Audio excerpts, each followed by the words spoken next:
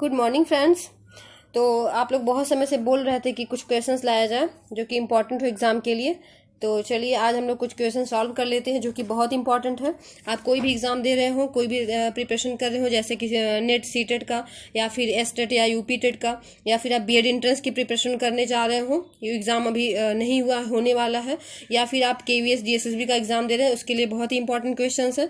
और ज़्यादा क्वेश्चन नहीं, 15 ही क्वेश्चन है, लेकिन बहुत ही इंपॉर्टेंट है। अगर आप इसमें 10 या 12 सॉल्व भी कर लिए तो बहुत अच्छी बात है। ये इसमें जो क्वेश्चन है वो आपके पेडागोजी से भी और इसके अलावा भी और जो अदर सब्जेक्ट है, साइको है, फिलॉसफी है, उससे भी रिलेटेड है। तो चलिए हम फिर शुरू करते हैं। तो इसमें फर्स्ट क्वेश्चन है, देखिए, शब्द शिक्षा शास्त्र का अर्थ है।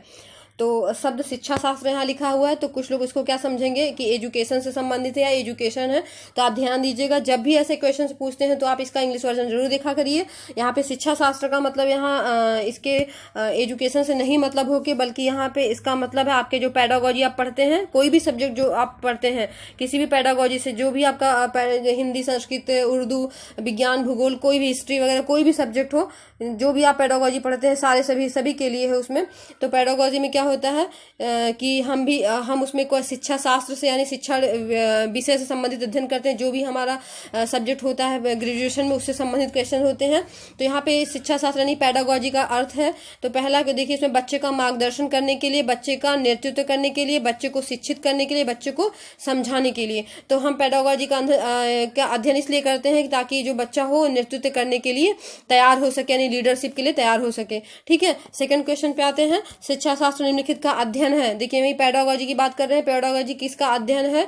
तो यहाँ पे आप जानते हैं पेडागोजी में आप विशेष तौर पे क्या पढ़ते हैं कि यहाँ पे शिक्षा भी रहती है, लेकिन मार्गदर्शक छात्र भी रहते हैं, सीखने की प्रक्रिया भी होती है, लेकिन विशेष तौर पे क्या होता है, शिक्षण विधियों का हम अध्ययन करते हैं कि कौन से सब्जेक्ट के लिए क्या इंपॉर्टेंट है। यहाँ पे कौन सा ऑप्शन हो जाएगा? डी। अब आप कहेंगे यहाँ बी लिखा हुआ है, तो ये बी ऑप्शन जो है गलत दिया हुआ है।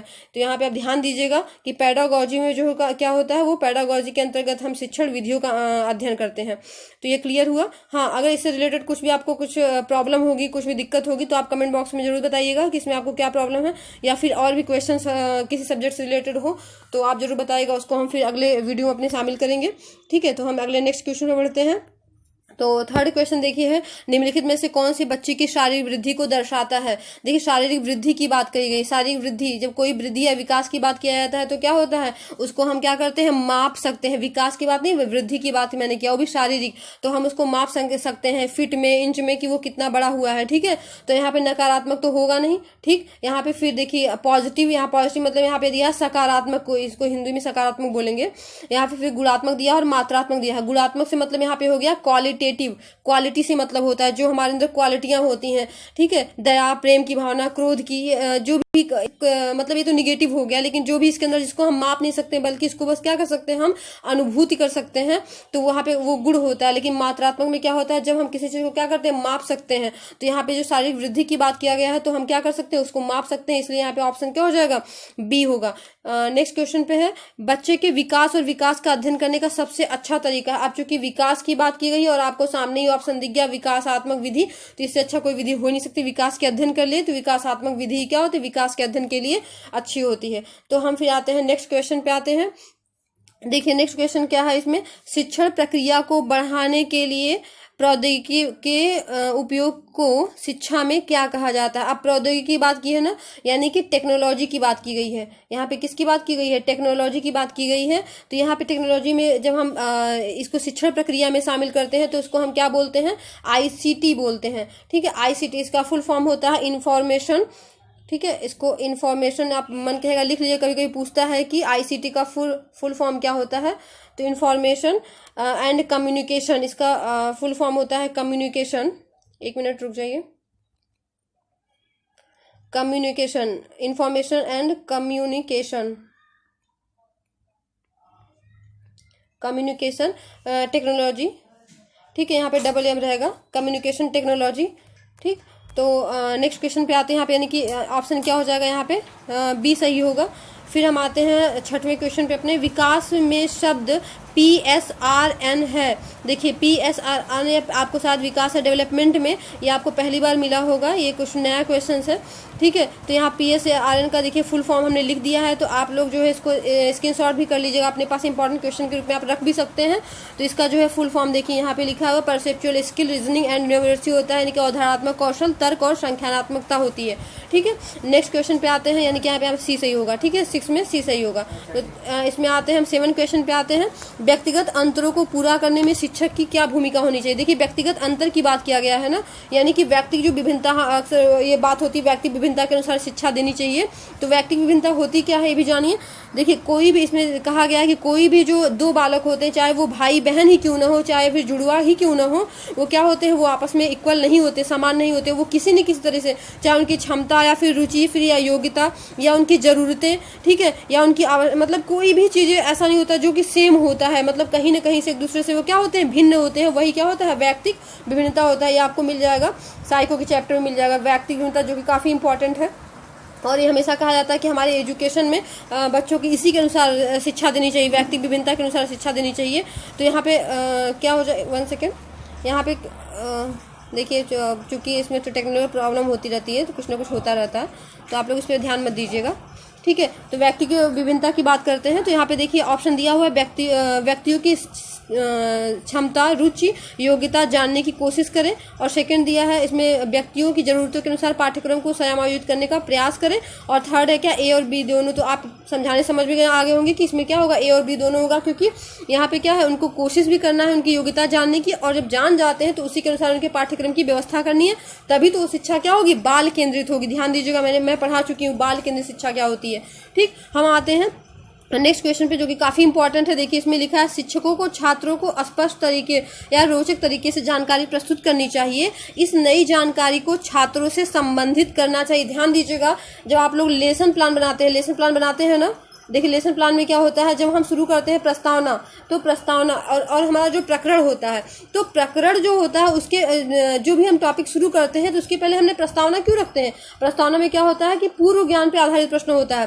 पूर्व ज्ञान पे वही चीज़ पूछा है यहाँ पे कि जो नई जानकारी को छात्रों से हम संबंधित करें, कब करें, जब बच्चों को क्या हो, पूर्व ज्ञान उनको पता हो। यानी कि यहाँ लिखा है ना, पहला ऑप्शन नहीं पता है, ठीक है। तो हम सेकंड ऑप्शन पे जाते हैं। देखिए इसमें लिखा है, पहले से ही पता है, जानने को तैयार है, जानने के लिए तैयार नहीं है। यानी कि क्या होगा, इसमें ऑप्शन बी हो जाएगा कि जो ऐसे नॉलेज उन्हें देना चाहिए, ऐसा नया प्रकरण शुरू करना चाहिए कि जो पहले से उनसे क्या हो, उनको कुछ उसके बारे में पता हो, यानी कि पहले पूर्व ज्ञान से आधारित हो, ठीक। अब 9वां क्वेश्चन पे आते हैं हम नेक्स्ट। जॉन डीवी के अनुसार, देखिए डीवी की बात यहाँ पे फिलोसफर है, ठीक है, शिक्षा शास्त्री भी है। तो इन्होंने क्या स्कूल को क्या माना है, देखिए इनकी बहुत अच्छी डिफिनेशन याद आ रही है हमें।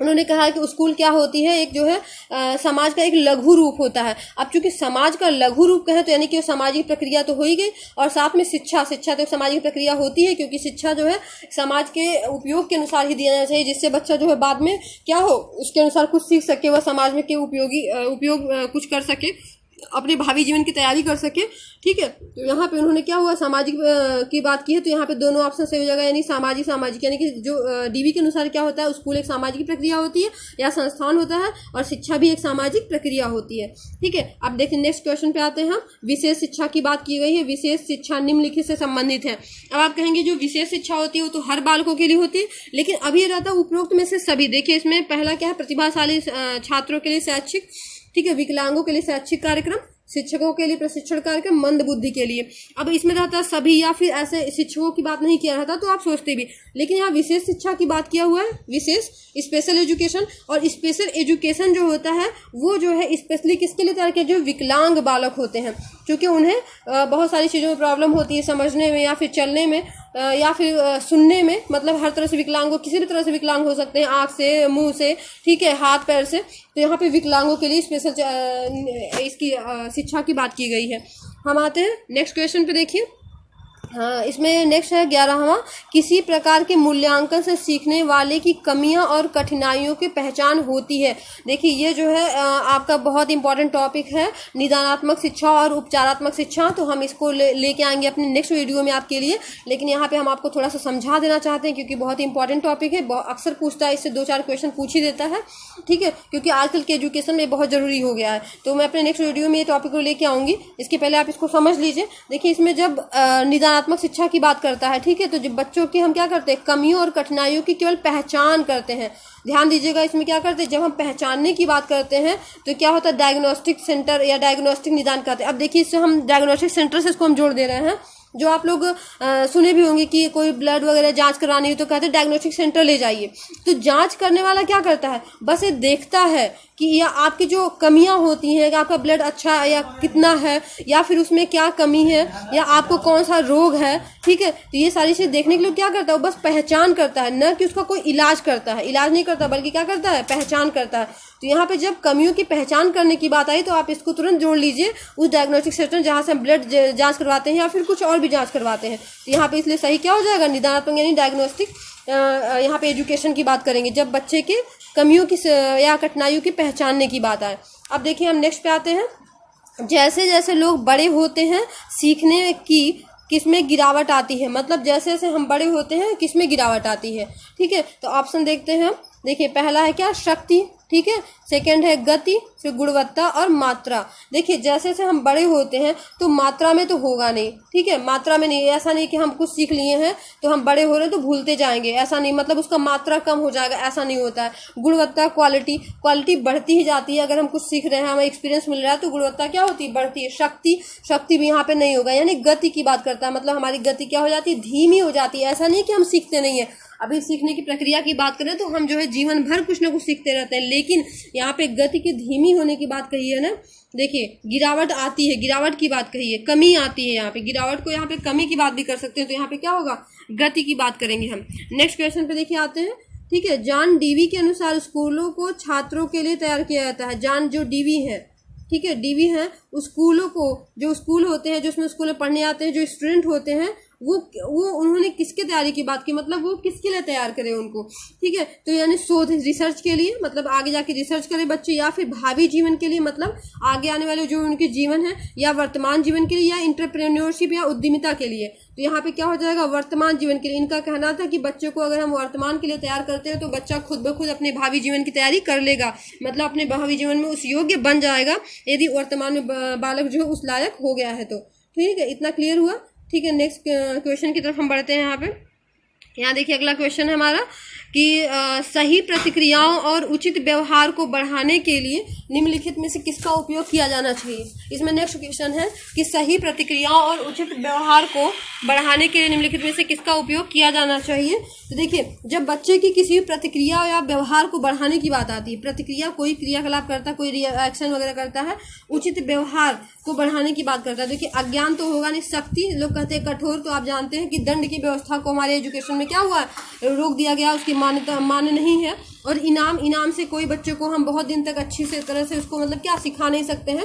इस तरह बच्चा क्या होगा, दिन पर दिन लालची होता जाएगा, ठीक है। लेकिन यहाँ पे स्तुति लिखा, देखिए हमने इंग्लिश में लिख दिया ताकि आप लोग स्तुति का मतलब समझ लें। ऐसे एग्जाम में देते हैं ऐसे ऐसे वर्ड, इसलिए आप लोग इंग्लिश में एक बार जरूर इसको पढ़ा करिए, ठीक है। तो यहाँ पे स्तुति मतलब होता है प्रेज मतलब क्या, प्रशंसा, खुशी। जब मतलब बच्चा कुछ भी छोटा भी काम करे तो हम क्या करें, उसकी बड़ाई करें, उसकी जो है प्रशंसा करें, ठीक है। तो यहाँ पे क्या हो जाएगा, यहाँ व्यवहार को बढ़ाने की बात करेगी तो यहाँ पे प्रेज यानी कि खुशी से बात, यहाँ पे बच्चों को प्रशंसा करके उनको क्या मनोबल बढ़ाना चाहिए। अब हम देखिए आते हैं 15 क्वेश्चन पे। एमिल के अनुसार, देखिए अब एमिल का नाम दिया है तो आपको एक बता दूं कि आप लोग फिलॉसफी में पढ़े होंगे वाद ना, इसमें जो आप प्रकृतिवाद पढ़े होंगे, यथार्थवाद पढ़े होंगे, आदर्शवाद पढ़े होंगे, ये सब पढ़े होंगे। तो यहाँ पे जो है क्या होता है, एमिल जो है किसके थे, ये एमिल जो है बुक है, किसकी है, रूसो की है। ध्यान दीजिएगा ये रूसो का एक तरह से कैरेक्टर भी है, और कैरेक्टर जो उनका बुक था तो उन्हीं में कैरेक्टर है एमिल। आप इसको भी याद कर लीजिएगा, ये भी एग्जाम में पूछा है कि रूसो के जो बुक का नाम क्या है, तो एमिल है, ठीक है। और रूसो किसके हैं, प्रकृतिवाद के हैं, ध्यान दीजिएगा ये प्रकृतिवाद के हैं, ठीक है। तो अब प्रकृतिवाद में क्या काम करने को कहता है, मतलब शिक्षा में जो काम करते हैं उनको क्या मतलब किस योग्य बनाया जाए। यहाँ पे ये है, थोड़ा सा क्वेश्चन गलत हो गया। तो यहाँ पे इनका रूसो का मतलब था कि एमिल के अनुसार शिक्षा में जो इस प्रकार की शिक्षा होनी चाहिए कि बच्चा या कोई बालक किस प्रकार का बने, नागरिक कैसा बने। तो यहाँ पे उद्यमी की बात उन्होंने नहीं की, उद्यमी नहीं बनना है, या फिर विचारक नहीं बनने की बात कही है, रीजनिंग मैन नहीं बनने की बात की। उन्होंने क्या कहा, एक अच्छा नागरिक बन जाए वही बेटर होगा, मतलब एक अच्छे नागरिक के लिए, एक अच्छे नागरिक के तौर पे शिक्षा देने की बात कही है। ठीक है। तो हमारे समझ से हमें लगता है कि 15 ही क्वेश्चंस थे। ठीक है। तो आज का ये आप लोग का जो क्वेश्चंस हुआ सॉल्व हो गया। इसी के साथ हम ऐसे नए नए क्वेश्चन और लेते आते रहेंगे। ठीक है। आप लोग ऐसे ही मेहनत से पढ़ाई करिए और अच्छे क्वेश्चन लाएंगे, और भी सब्जेक्ट रिलेटेड क्वेश्चन ऐसे जब भी आएगा तो सभी सब्जेक्ट रिलेटेड होगा। तो आप लोग मेहनत करिए, पढ़ाई करिए। ठीक है। खुश रहिए। कोई भी प्रॉब्लम होगी आप लोग कमेंट बॉक्स में जरूर बताइएगा कि क्या प्रॉब्लम हुई है, क्या समझ में नहीं आया है। ठीक है। मुस्कुराते रहिए। Thank you.